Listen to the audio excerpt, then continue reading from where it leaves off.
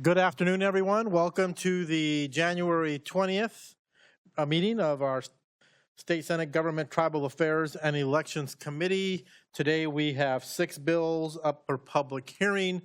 Very quickly, we do have a large number of folks over the 6 bills wanting to testify, or either in person or over Zoom today. Because of the number of folks who have signed in to testify, we'll be using a timer. So for the first bill, 6081, we are going to be asking folks to limit their comments to 1.5 minutes. The following bills, 5902, 6034, 6035, and 5892, we're going to shoot and attempt for 2 minutes. And then on the last bill, 5973, back to 1.5 minutes. So we're going to do our best to get everybody as much as possible. We really try to do that. Don't guarantee it, but we will certainly do our best to do that. On to bill number 5 of the day, Senate Bill 5892, and that it will be Greg to brief us on the bill. Thank you, Mr. Chair, members of the committee, Greg Vogel, committee staff. The next bill, Senate Bill 5892, concerning protection of the voter registration database.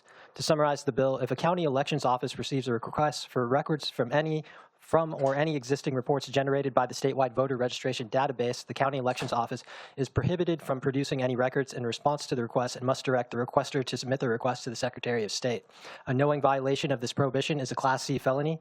Any state or local election officer or designee who has access to any county or statewide voter registration database who knowingly discloses information in the database inconsistent with the performance of their duties is guilty of a Class C felony.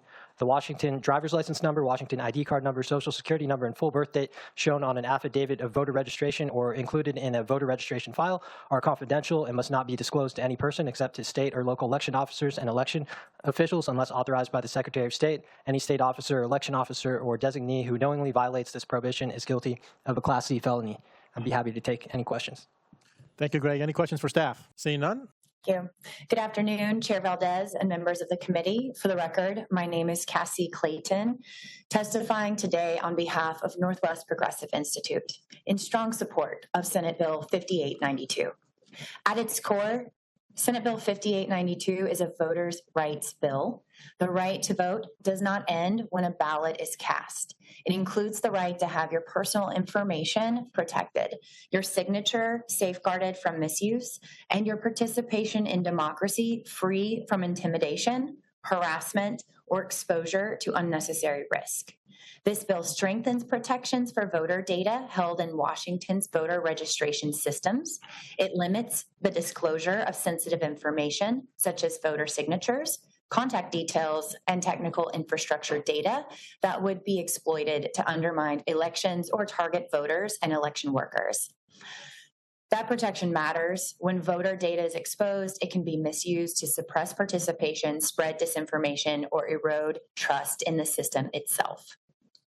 Importantly, SB 5892 preserves transparency where it matters the most. Election audits remain fully authorized.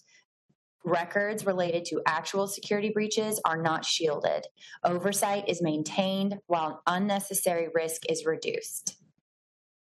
Finally, the bill reinforces accountability, strengthening penalties for misuse of voter registration data. Voters deserve confidence that their registration data will not be abused. SB 5892 protects voters' rights by defending privacy, preserving integrity, and strengthening trust in our elections. For those reasons, NPI requests that this bill be given a due pass recommendation. Thank you for your time.